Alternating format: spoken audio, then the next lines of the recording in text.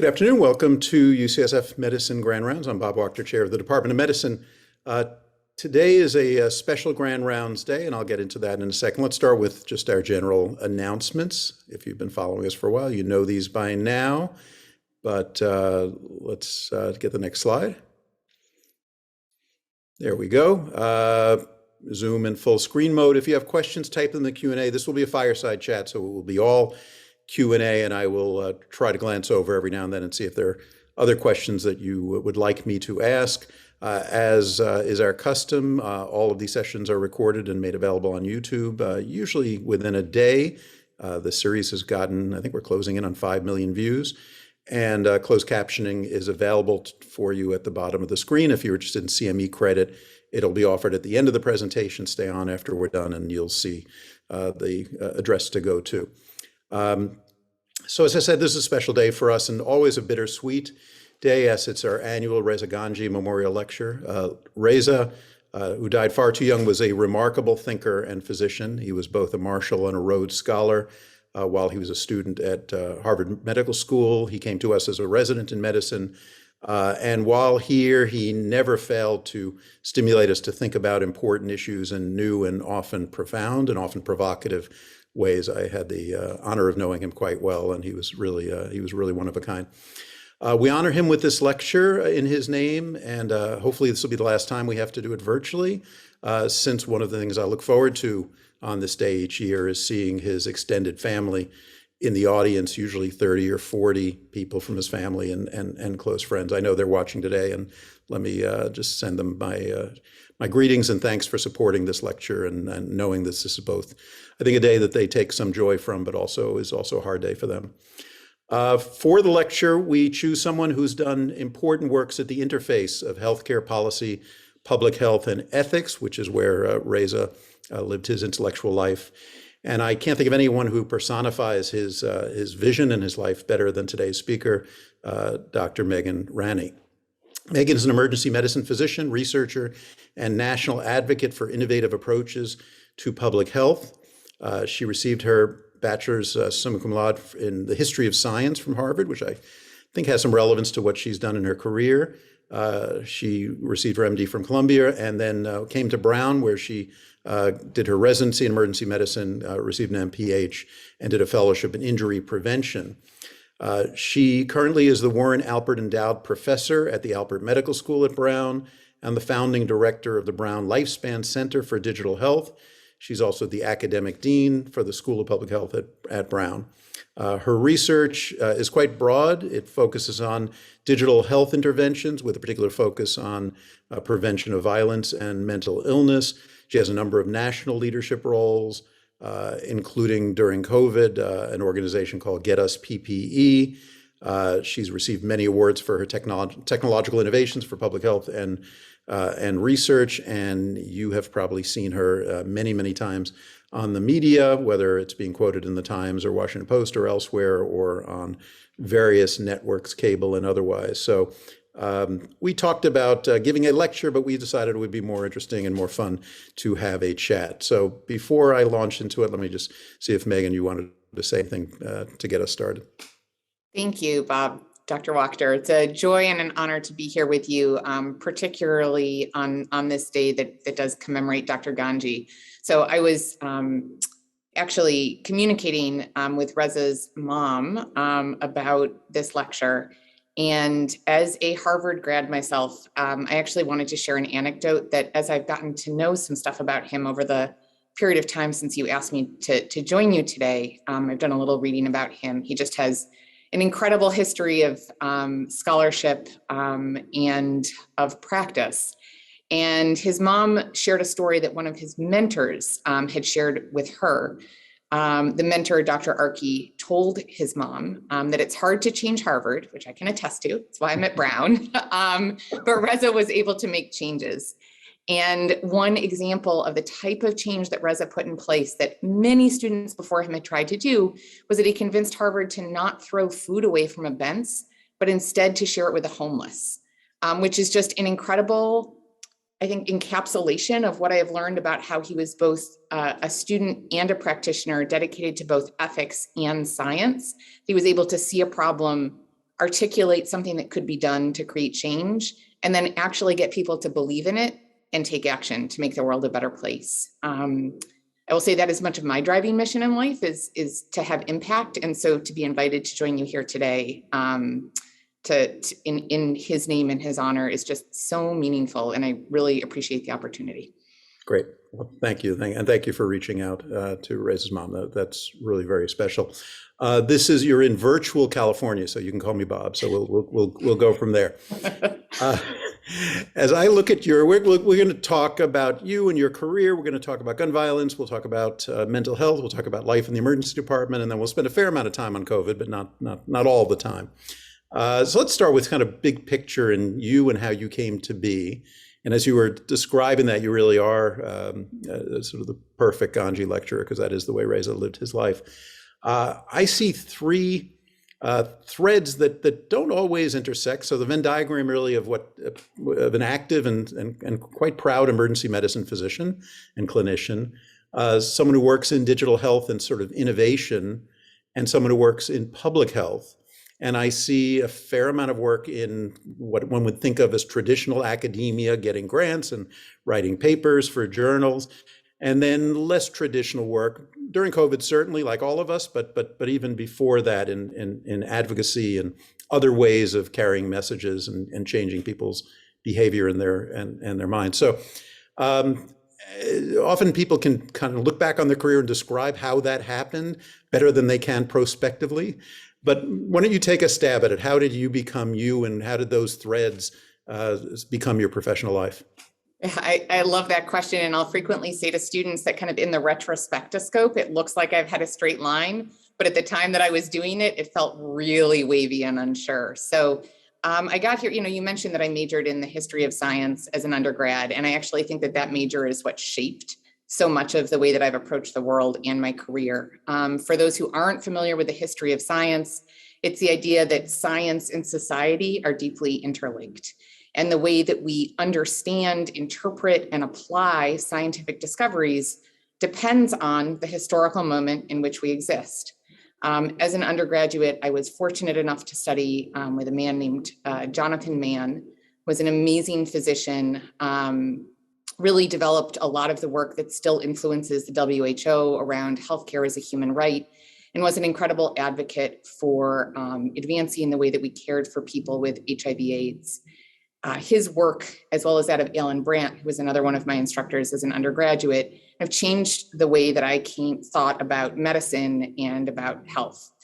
I went into college thinking I might go to med school. I actually came out of college thinking that I wasn't going to go to med school, that I wanted to go and actually be a journalist and both document the ways in which society and health intersect. And I went into the Peace Corps, spent 2.5 years in West Africa, in Cote d'Ivoire or Ivory Coast in the late 90s, with the plan of kind of getting on the ground experience, working at this intersection of health and society, and starting to think about kind of where I wanted to go and kind of what I wanted to do next in terms of documentation. While there, I was officially there as a water and sanitation worker. So I was supposed to be building latrines and helping people with pumps. And we can talk separately about the hubris of a 22-year-old showing up in West Africa with no background in engineering, thinking that she could do water and sanitation. But while I was there, really got pulled actually into HIV/AIDS work. At that period of time, Cote d'Ivoire was actually one of the epicenters of HIV/AIDS in West Africa. We were a major trucking route up and down the western part of the continent. And there was a deep overlap between the transmission of HIV and gender-based violence and kind of overarching kind of gender inequities in society. There was also a total lack of access to antiretrovirals. And as I started working with the women in my community and with my villagers in trying to combat HIV/AIDS, one of the big things that I found was that folks weren't even willing to label it because there was nothing they could do. And so all of these interventions that we were using in the United States were just useless because it was a death sentence. So people pretended they didn't have it. They didn't see any reason to protect themselves, right? It was all the stuff that we've seen with COVID.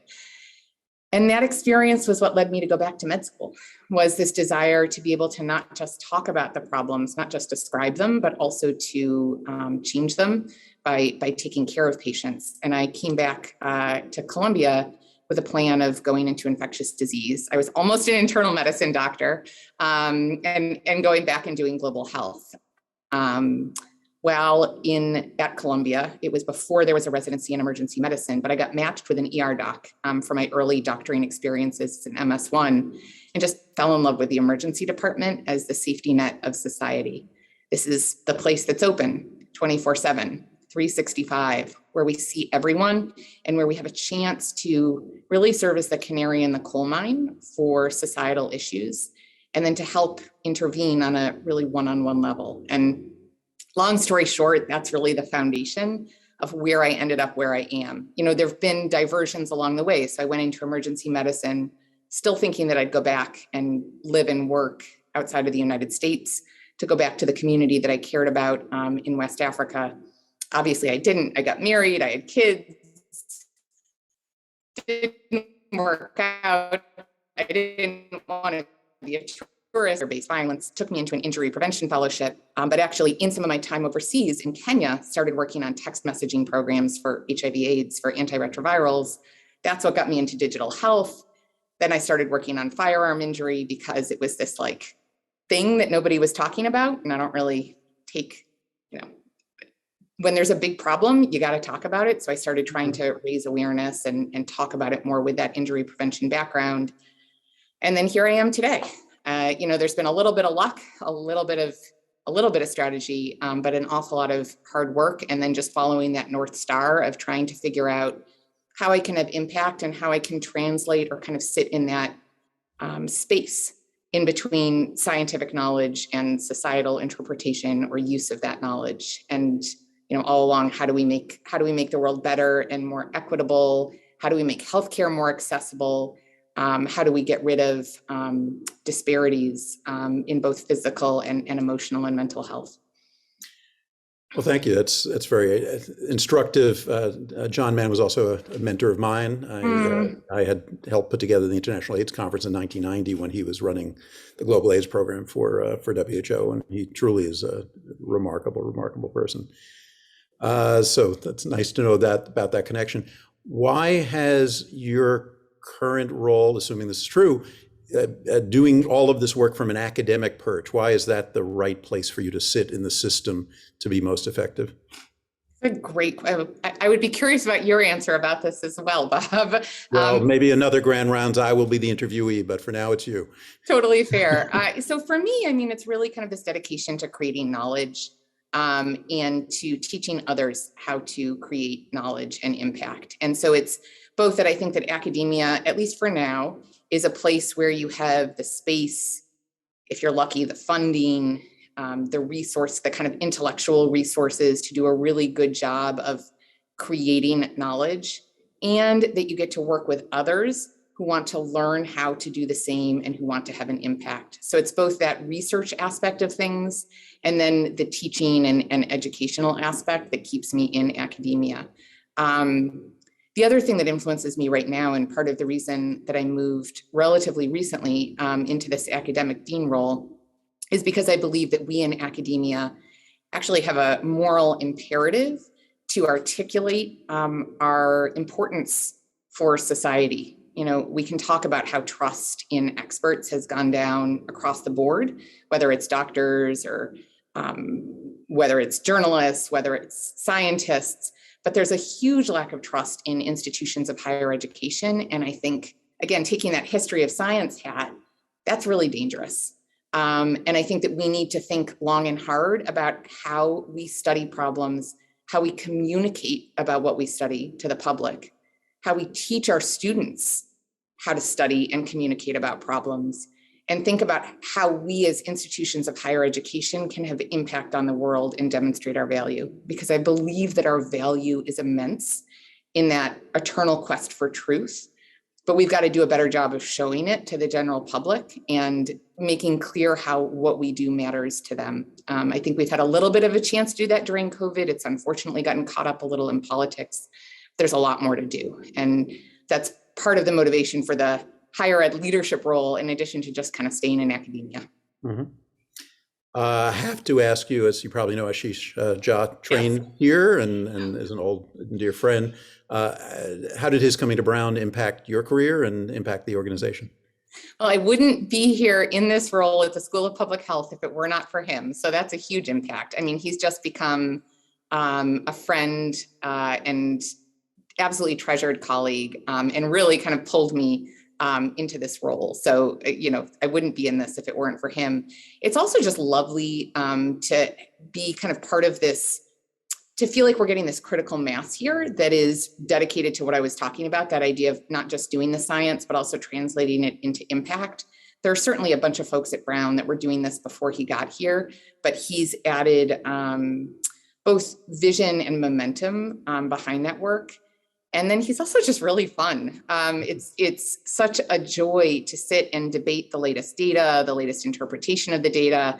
Obviously, I know you guys came out, not to like litigate things, but there are a lot of things that we've had debates about that he and I have disagreed on, and he's a tremendously respectful disagreeer, as long as you can back up your facts or your opinion with data. And I think that perspective has also been really welcome, which is that in the moment of a crisis, you got to take a stand somewhere. You want to take that stand based off of good evidence, but then our evidence is incomplete. So there's going to be a little bit of a confidence interval of how you interpret it. And I think that he's helped me form my thoughts about how to do that most effectively and how to communicate it best. Mm-hmm. Yeah, I could see that. I wanted to put COVID later, and I will, but let me ask one question, because you raised the issue.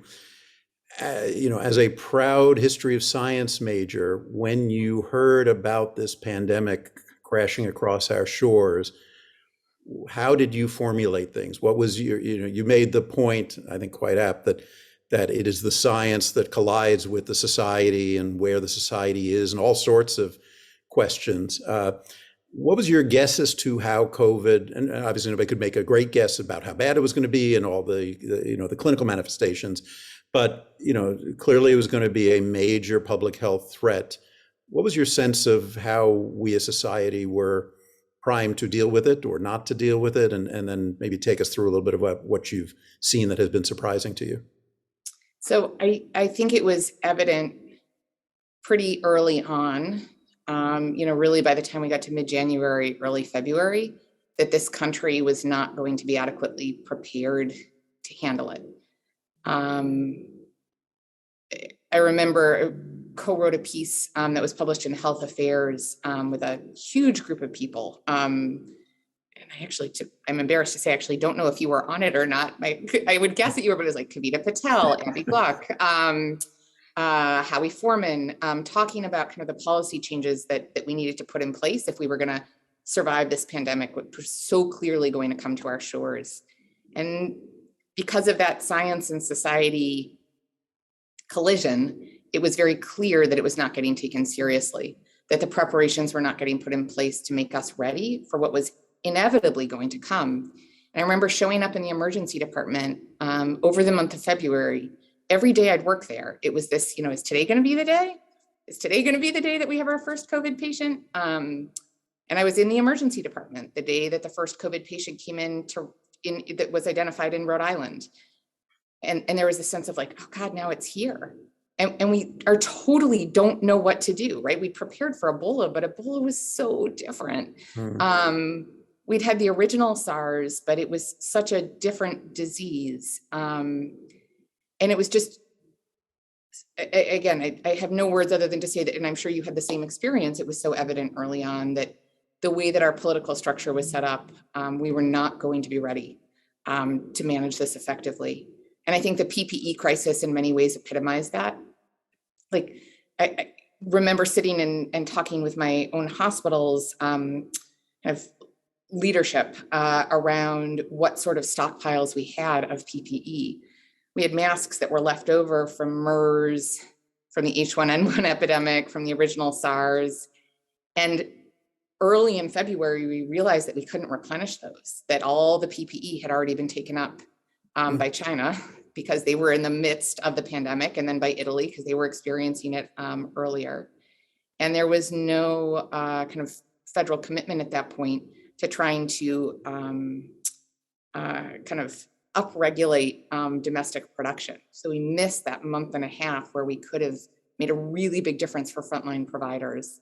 And that was just, of course, one of many experiences over the last 2 years where we kind of watched and said, how can you not realize that this is coming? But there's a desire from a societal perspective to pretend that we were somehow a city on a hill, that we were going to escape it, that it was going to be quick, that we wouldn't need to produce things. And we heard that denialism over and over. I think that didn't surprise me. I think we had early indications. What has surprised me over the course of the pandemic, perhaps I'm naive to have been surprised, but early on, I thought that this was going to be a chance for us as public health professionals, as folks who believe in prevention, preventive medicine specialists, scientists, to finally demonstrate and create political consensus around the importance of our value, and to finally see public health data, public health infrastructure, emergency preparedness given its due, and to see investments and development of organizational structures that would live past the pandemic. And I think what surprised me most is the fact that not only have we not seen that investment and value put in place, but rather in many ways we've seen a pulling back on our society's kind of trust of and belief in the value of public health. And I think that's been something that I actually would not have predicted a year and a half ago. As you study the history of science, was there a precedent for any of this? Is there, I don't know enough about the history to know that, I mean, I know something about 1918 and through 1920 and some of the parallels, but were there any periods where you look back and you said, oh, now I can see how that could happen as it was unfolding in real time here? In many ways, it actually feels like the Black Death and the Middle Ages, where people retreated into feudalism and into witchcraft, and into, if you look at Italy, it kind of set the stage for the Renaissance, but really kind of retreated into these like feudal cities. I think there are some parallels there, that fear and lack of clear direction on next steps creates a space where people fill it with whatever they can find. And that's really the best parallel that I found. I also think in some ways there are a lot of parallels to the HIV/AIDS epidemic, particularly in developing countries that did have less access to treatment early on. But it's not exact. And I think the stories of this pandemic, that kind of historical viewpoint, is something that we're only just beginning to grapple with. It's almost like we've been, and I should say in full disclosure, I've been so stuck in the midst of it, right? I'm sure you've had the same experience. Every time I think, oh, I can take a breath. It's waning. Not that it's going to be, suddenly something happens. It's, Omicron is here, or mask mandates have we've gotten rid of mask mandates or whatever. And so it's made it, in full disclosure, I think I've not really risen up to try to take that full historical perspective yet.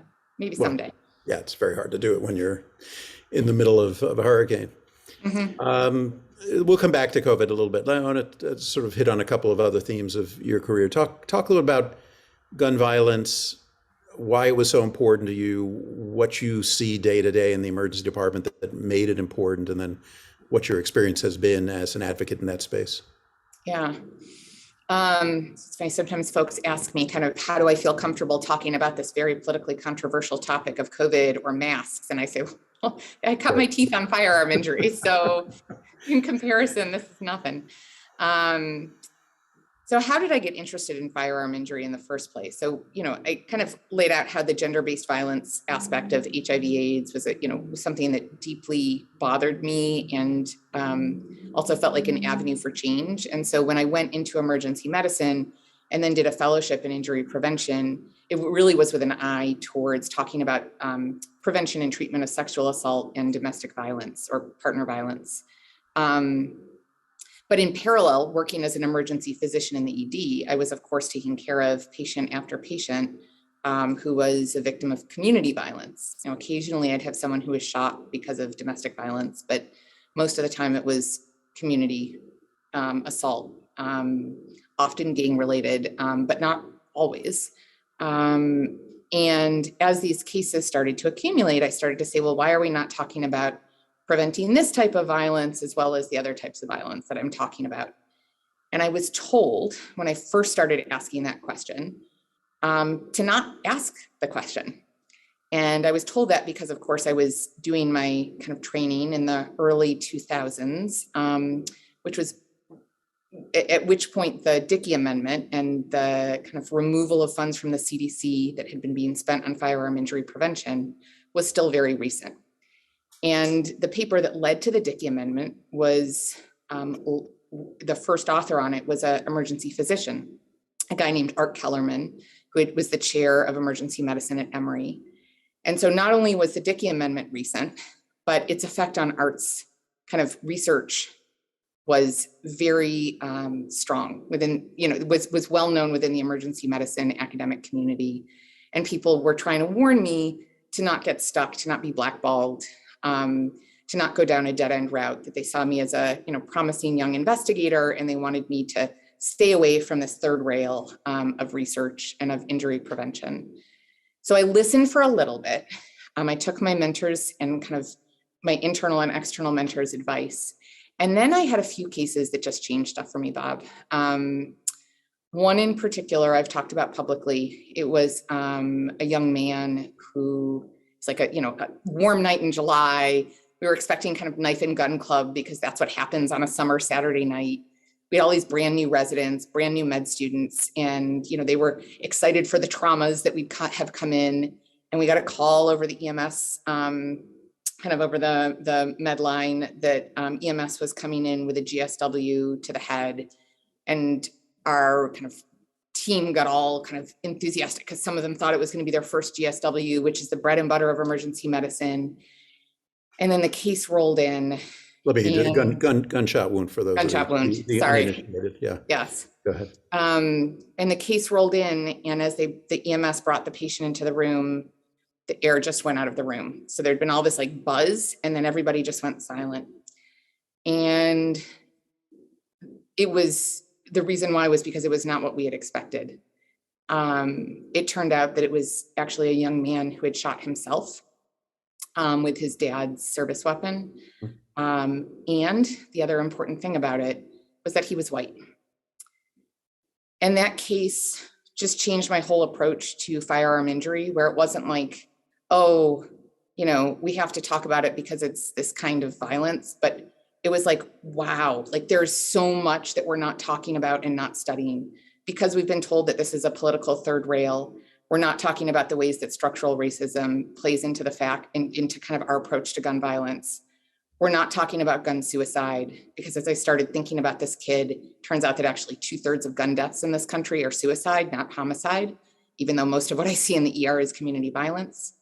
We're not talking about the ways in which access to a firearm makes an everyday event more likely to be lethal, and about the fact that somewhere around 40% of homes in the US have a firearm in their home. And P.S., who the heck gets to say what we can and can't talk about as physicians and as academic researchers? And I actually thought back to John Mann and to his work around HIV/AIDS and around that kind of work around health as a human right. Mm-hmm. And I think, and thinking about ACT UP and Larry Kramer, and like, if they had stayed silent and said, oh, we're just going to let this be this kind of thing that no one will talk about, well, C. Everett Koop would never have written his Surgeon General's report, right? And so it became this moral imperative to start talking about it and to changing the way that people think about firearm injury, to think about it as a health problem rather than as a criminal justice problem, to think about all the ways in which our built environment and our societal structure play into who gets hurt, whether it's a white, rural, depressed guy who kills himself, or whether it is a young Black man who's 20 to 40 times more likely to be shot and killed than a young white man. There are huge environmental and structural determinants. And we can talk about this as a health problem in a way that doesn't create stigma, in a way that uses those same harm reduction techniques that we use for HIV prevention, for substance use, for car crashes. And it felt like just a really important thing to take on. And I was lucky enough to connect with a couple of colleagues. And this is for those who are trainees in the audience, I will say the biggest thing that you can do as you take on issues is to find a mentor or two and to find some peers who also care about the same issues that you do. So I was lucky to connect with Garen Wintemute, who's at UC Davis, and with Rebecca Cunningham, who's at University of Michigan. They were my senior mentors. And then this group of folks that were peers, particularly Emmy Betts, who is at University of Colorado, Denver. And we started working on this and started trying to change the dialogue. Emmy and I talked to the AMA, were invited to give a kind of platform presentation to the AMA's state legislative conference in the winter of 2016. Actually met Jerome Adams there. It was right before the Trump inauguration. And I remember us giving this talk about how firearm injury is a health problem and how you can approach risk factors and prevention the same way that as physicians, we approach risk factors and prevention for anything else. And having all these physicians come up and start sharing these personal stories about patients they'd had who they'd lost, family members, friends. And I feel like that was this turning, Sandy Hook was a turning point in some ways, but that to me was this real turning point in us talking about guns as a public health issue. Mm-hmm. And that of course led to, one thing after another. We created this informal network, created a nonprofit because there was no federal funding. And so we created a nonprofit to serve as a place to bring together folks that were interested in doing this work. Then there was the This Is Our Lane campaign, which we helped lead in the fall of 2018. And then a year and a half ago, for the first time in 24 years, the federal government released funding to the CDC to allow us to do official, real firearm injury prevention research. And I was certainly not the only voice, but I was one of a group of people that helped to push that. And I think, when I look back on my career, it'll probably be one of the things that I'm most proud of. Mm-hmm. Yeah. You should be proud of it. I guess I'm thinking as if you had young Megan come to you as a mentee today, who had a passion for a topic that was a political third rail, what would your advice be? In other words, was that person giving you bad advice, or maybe good advice, but you had to hear it, but then realize you had the fire in your belly, you're going to have to do this no matter what the cost was? I think it's the latter. I think it was understanding that there was going to be cost and then being strategic about how to move around it. So knowing that there was not funding for firearm injury research, it actually led me to write my first NIH grant around depression and peer violence instead of focusing exclusively on guns. And that if I had insisted at that moment on saying I'm only going to do research on firearms, I would never have gotten NIH funding. But I would say that those folks' advice was helpful. But what was more helpful was working with folks like Garen and Rebecca, Fred Rivera, right, who's in Seattle, to help think about how to reconceptualize the problem, how to speak differently about it. So if I were to have someone come to me today, I would try to provide them with the tools to understand the political landscape, to understand the opportunities, but also the barriers, and to strategize around them. So to say, this is an issue that you care about. These are the various levers that you can lean on. So yes, go and get yourself funding, because that provides rigor. It also provides a little bit of freedom to do this work. It gives you, it differentiates you from and there's nothing wrong with being an activist, but having federal funding differentiates you from someone who's just an activist, and that you have, again, that hard data to inform your confidence interval of interpretation, and think about other levers as well. So maybe switch what you write your grant on a little bit, get kind of close to the topic that you care about, and create yourself a community of people who care deeply about the topic you care about, and connect with community members who care deeply about the topic that you care about, and learn how the political process works, how the funding process works, right? Work on all of those different avenues at once. And I feel like that would hopefully be my advice, and then hopefully would provide mentorship in a little bit of how to do each of those as well. Mm-hmm. And the goal, right, as a mentor is to create people who can go and do amazing things that you never would have dreamed of. Yep. So I want to give them the pathway and the runway to see them go and create whole new fields of work that didn't exist when I trained. Great, that makes a lot of sense.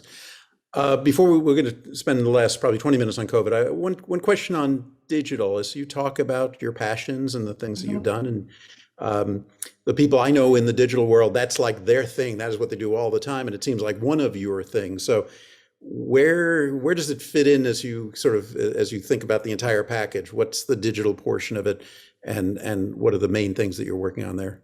It's a great observation. And certainly in the San Francisco world, you all have a lot of folks who eat, breathe, and sleep digital and digital tech. My view on digital is that it is a tool to achieve those long-term goals of making health, not just healthcare, but also health, accessible to all. And so for me, technology and digital technology is important and is a useful kind of tool in the toolbox in terms of creating that kind of future state of evidence-based, equitable, accessible care and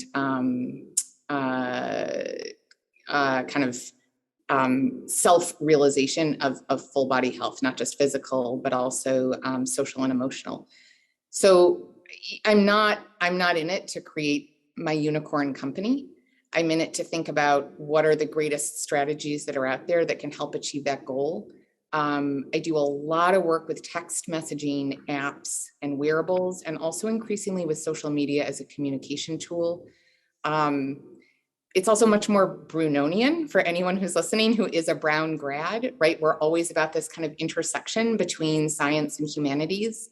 And so the way that we're approaching digital health is not just as a business opportunity, but rather, again, as that kind of take on where's the tool, how can we use it as a tool to kind of advance human health? Mm-hmm. I'm lucky to get to work with a lot of great folks that would self-identify as, as techies or kind of CS nerds or engineers, and to get to provide that clinical and kind of ethical or evidence-based perspective. But I will not be the one who designs the newest wearable myself, but rather to get to work with them to create an evidence base behind it and make sure that it's useful for the patients that come through the doors of my emergency department. Makes sense. All right, let's switch to COVID. So why don't you just take us through how you're thinking about the current moment? The surge is going down by pretty much every measure, with some of the lagging indicators lagging as they do. And we now have this set of dominoes of governors and largely blue state governors deciding that mask mandates are going to come off. And it seems like it's a permission structure for a whole lot of people to say it's sort of over. So tell us how you are thinking through this moment. So it's funny, I was actually on CNN earlier today, and the anchor asked me, about the political divides, and red state folks are likely to say that we need to learn to live with the virus. People that live in blue states say that we need to stop the spread of the virus. And I was like, that's a false choice. In designing survey questions, I would never put those as the two options, because they're not opposites. Like they should work together. And I think that the moment where we are at with COVID is a moment where we need to make those two realities work together. We do need to learn to live with this virus. It is going to be around forever. We cannot forever approach it as an emergency. And we still need to stop its spread. We still need to recognize that hospitals and intensive care units across the country are overwhelmed for a whole lot of reasons that are kind of side effects of COVID, even if it's not COVID cases. And we need to think about, what comes next. So right now is a beautiful moment. Cases are dropping. There are no new variants out there right now. An awful lot of us either have vaccine-induced or infection-induced immunity. And as you said, hospitalizations are dropping. Deaths will soon. I think it's reminiscent of last June with a hot vax summer, where we said, it's, we can breathe. We can kind of look, and at least for now, that surge is in the rearview mirror. I don't, however, think that COVID is over. And the caution that I keep giving is that this is not a moment to say, again, mission accomplished, right? We've been trying since Easter of 2020 to say that COVID is done. It's not, it won't be. There's a high likelihood that another variant is ahead of us. The BA2 subvariant of Omicron, of course, may drag out this surge a little bit longer. And so I think that now is the time to double down on those preparation measures that I was saying I was so disappointed that we hadn't invested in. But I think that this is the moment for us to double down on investing and making sure we have data, creating good metrics for when we have kind of on ramps for some of those mitigation measures, working to get more folks vaccinated, and most of all, doubling down on our communication and our trust, because that's the thing that we need to get through if there are future surges. I'm sure you saw there was a Lancet article earlier this week, or maybe last week, looking at predictors of variability in COVID death rates across various countries. There were some, obvious things like demographics, but one of the kind of groups of variables that correlated strongly with infection fatality rates was a level of trust in government and in experts. And I think that that's, to me, the most important opportunity right now at this point in the pandemic. So things are looking better. The next month or so will hopefully be good, but God knows when the next variant's going to come about. And we would be foolish to think we're done. So, yeah, I couldn't agree more. I think the question is then, if trust is the particular deficit here, it does seem to be. I was persuaded by Ezra Klein's piece last week, where he talked about, you can have all the mandates in the world, but the mandates are important because there's a lack of trust. If people trusted the guidance they were getting, they would just do the things that seem like obviously the right things, but there's a profound lack of trust. What strikes me about the current moment, and maybe differentiates it from all of the moments of health catastrophes in the history of the world, there was the multiplicity of information conduits and the ability of people to choose their own information adventure means that, it puts me at a loss, frankly, about how you regain trust and how you break into what are information bubbles. Your communication, my communication, I think, tend to reach the converted, and the people that you're trying to win over probably aren't listening. They're tuned into a different channel. And I'm old enough to remember a time where you turn on the news and you either heard Walter Cronkite or John Chancellor or Peter Jennings, and those were your choices. And now, obviously, you could choose anything. So, in the current environment, how do you think we regain trust? So I'm going to provide a pessimistic view and then an optimistic view. So the pessimistic view, based off of really kind of that history of science, is that we're going to go into a little bit of a dark ages, and that it's going to get worse before it gets better. And that we are going to watch a further loss of trust, further degradation of our public health systems, further splitting of media sources and trusted information sources, further willingness to believe twisted facts or falsehoods rather than truth, before we start to see an improvement, right? That we have to go through the dark ages to get to the Renaissance. That's the negative view. I think that may be actually partly true. But the other optimistic side of me, because I am always a glass half full person, is that I actually think there are some really important strategies. So the first thing is, I think that you and me and others continuing to speak to the converted and being, not in a religious way, but to those who believe in the value of science, continuing to serve as trusted voices and slowly pulling in people who are in communities who may not have trusted us is critical. I think about some of the work that we're doing here at Brown. Actually, thanks to Ashish bringing some folks with him, we've set up these wonderful programs led in part by a woman named Stephanie Friedoff, who's a colleague of mine here now, working with communities across the country on an equity vaccine initiative that's led by Rockefeller.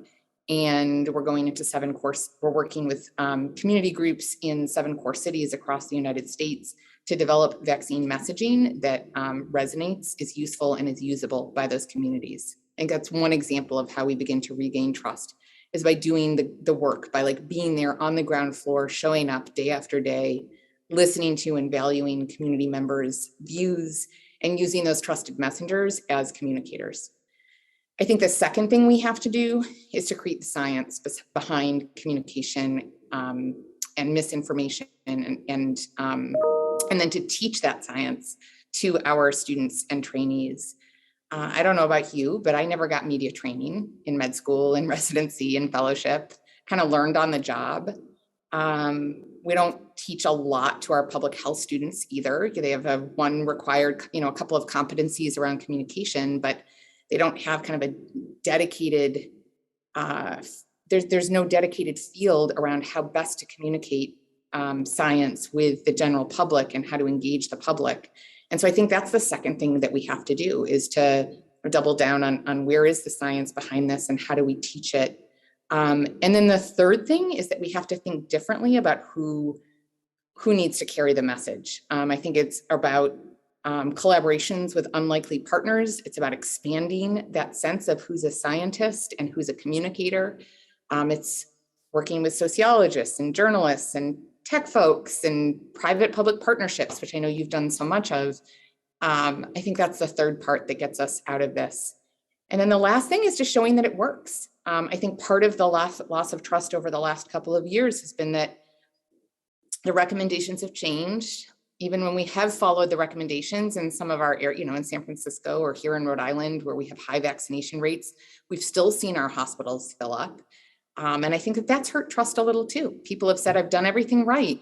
And yet here we are still 2 years later, and you're still telling me to mask.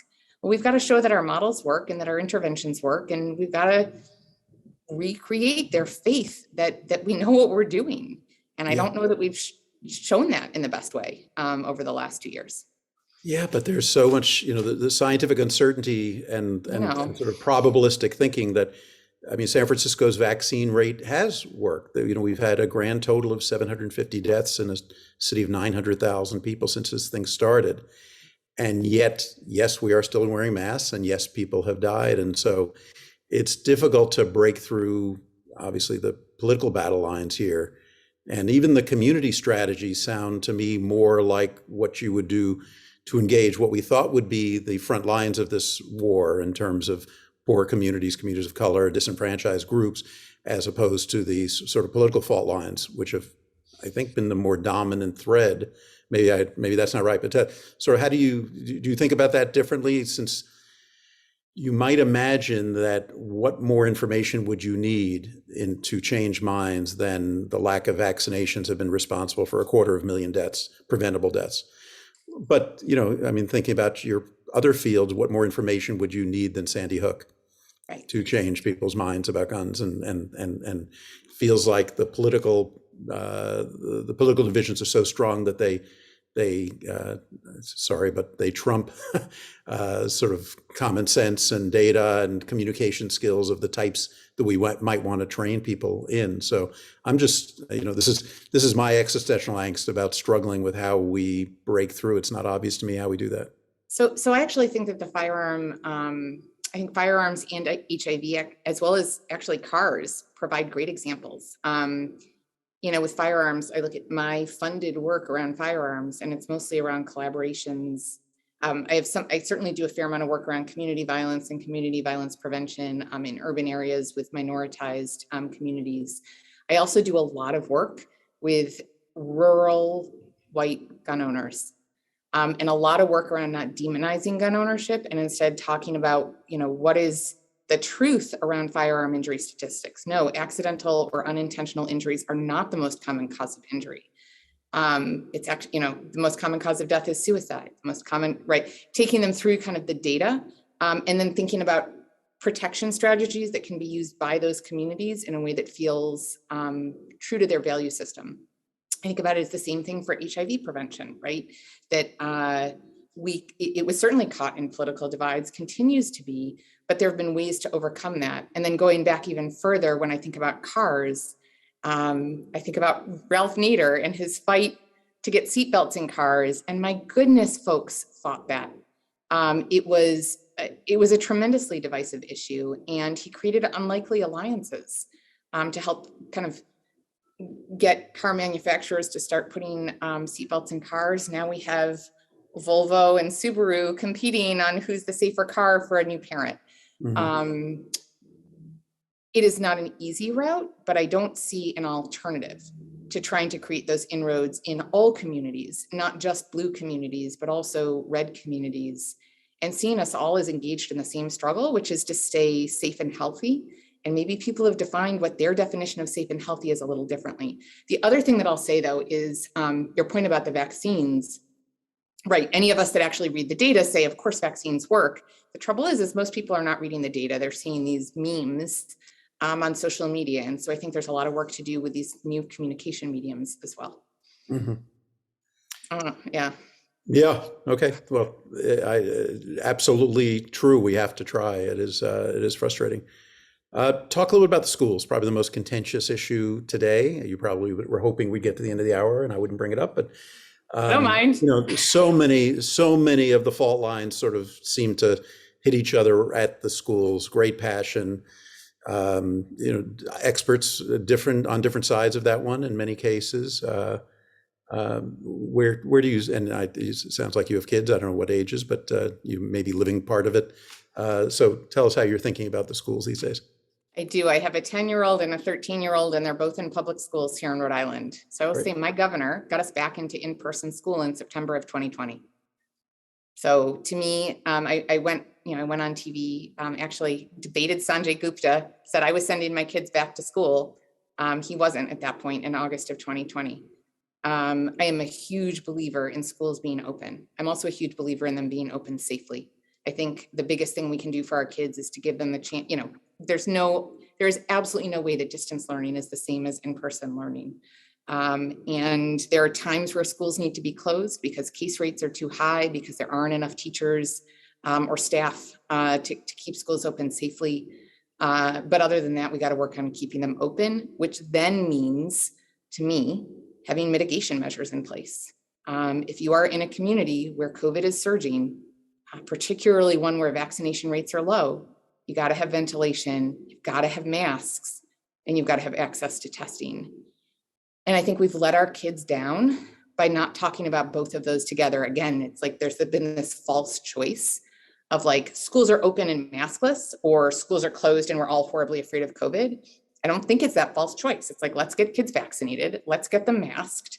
If we're in the middle of a surge, let's make sure ventilation is good, and let's create on-ramps and off-ramps with a priority of keeping the kids in school.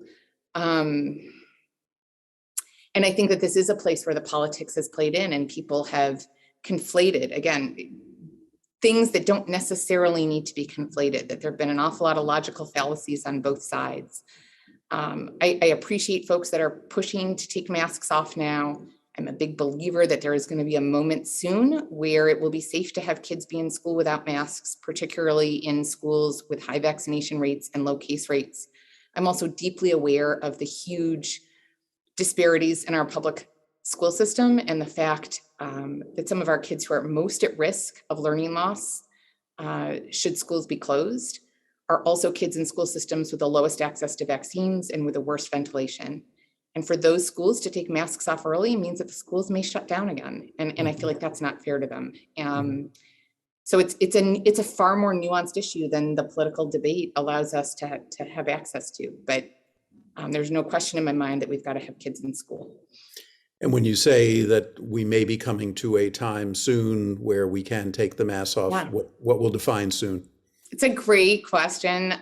There are obviously no perfect metrics out there. So for me, I've actually had, this has been a topic of discussion that I've had with probably, 24 people over the last month and a half. Clearly in the midst of the Omicron surge was not the time. I think we're getting actually very close.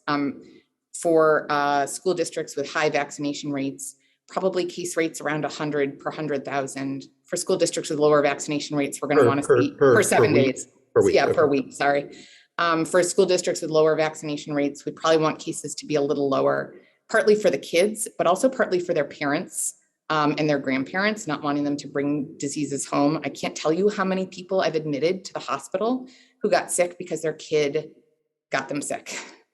And, usually wasn't school transmission, it was a social event or something like that. But there is that community aspect of schools. So for those kids in school districts with lower vaccination rates, I would love to see community rates of COVID be closer to the 50, it's inexact, closer to the 50 per 100,000 per 7 days. I don't think, though, realistically, Most schools across the country are already removing their mask mandates, regardless of what their local rates are. We're going to have a natural experiment. Maybe I'm wrong, and I'm open to that. Maybe I'll be proven that masks don't make a difference. I don't think so, though. I think that what we're going to see is continued drop in cases in the community, and then that will be reflected by lower cases among kids in school. Proving in-school transmission is very, very difficult. The few studies that have studied that have shown, I think, irrefutably that masks reduce in-school transmission. But again, if we're not having a lot of community cases and the kids are vaccinated, then masks are not so necessary. Right. Maybe getting to the last couple of questions. I know I had discussions, and many of us have been called by some of the federal leaders trying to think through what happens if they do relax the various restrictions. What is the on-ramp? And it becomes tricky, obviously, to use case rates, which we've all been using since so many cases are being diagnosed at home. So what do you think if let's say Omicron continues to go well, and a month from now, we're all in a place where we're below case rates that everyone's comfortable removing mask mandates, but they have to articulate that this is not mission accomplished. We may go back to more restrictions if X happens. What would you say X is? I literally, right before this grand rounds, was sitting with one of our faculty discussing exactly kind of what this inflection point is. And I think it depends. So I'm going to give you a non-answer, which I apologize for, but I think it depends partly on community. This is not CNN, by the way. You actually can give me an answer if you want, but yeah, no, I mean, I think it depends partly on community standards, right? So it's partly on community tolerance of risk. It's partly based off of community vaccination rates. I think that when we see a sustained increase in cases, right? So the question is, what upward slope of cases? It's not the pure count. It's going to be that upward slope that indicates that we're in the middle of another surge. What false positive, what tolerance do you have for false positives of putting mitigation measures in early versus false negatives, putting them in too late? Let me just be sure I understand. When you say false positive, meaning a surge, but it turns out it's a little blip and it's on its way back down, and you shouldn't have turned everything over for that. So enough of a surge that you can believe this is the beginning of a real sustained surge. Exactly. And so what's that slope of cases that we need to say that we're in the middle of a sustained surge? I don't think that we fully articulated yet.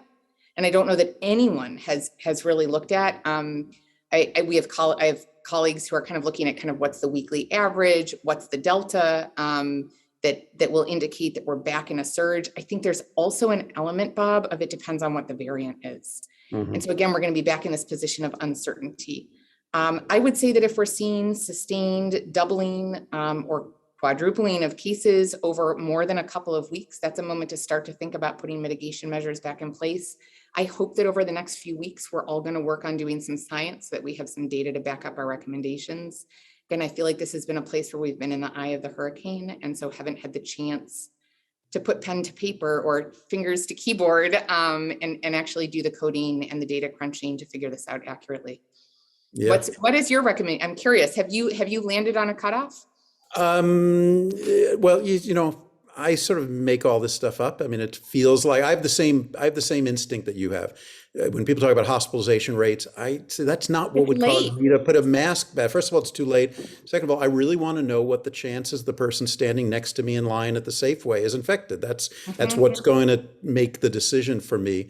So it still is case rates. And as long as, even if the case rates are an underestimate, as long as it's a stable underestimate, and then if it goes up by 2x or 3x, some number in that range, I think that's enough to say we're no longer in a stable state. We should think differently. But I thought you were going to go to the wastewater and we were going to do the big circle of life here, that you began your career doing water stuff in the Ivory Coast, and we end up with you taking wastewater samples every week from some sump in Pawtucket or something like that. But I guess not.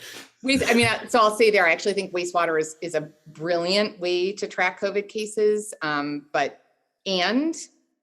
now, I'm still relying on my case rates just because it's what we all have. It's what we have dashboards for. I know that CDC has just added wastewater. I think that you could look for that same doubling, tripling, quadrupling as a sign, and we can use cases, wastewater. I mean, we could come up with other measures like people going and buying rapid tests, searches for flu, the whole Google flu indexes. I think there's a lot of other measures we could use, but for today it's cases. And I know we're at the top of the hour. I'm sorry. Well, I think you and I have landed in the same place on that, which means we must be right.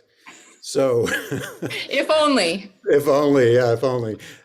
Megan, thank you. This was wonderful and inspiring and very much in sync with what Reza would have loved and how he lived his life. So I am truly grateful to you for doing this and for all the work that you're doing to educate us and so many people, and keep up the great work. And hopefully the glass half full part of you turns out to be correct. It's looking pretty good these days, but who knows? We'll have to see. Time will tell. And I think, I mean, honestly, just to close, I think the biggest thing we can all do is to live what it sounds like Reza did, which is to keep showing up and advocating for our patients and for our communities. That's how we'll get through. Great way to end. Thank you so much. We'll see you back here again next week.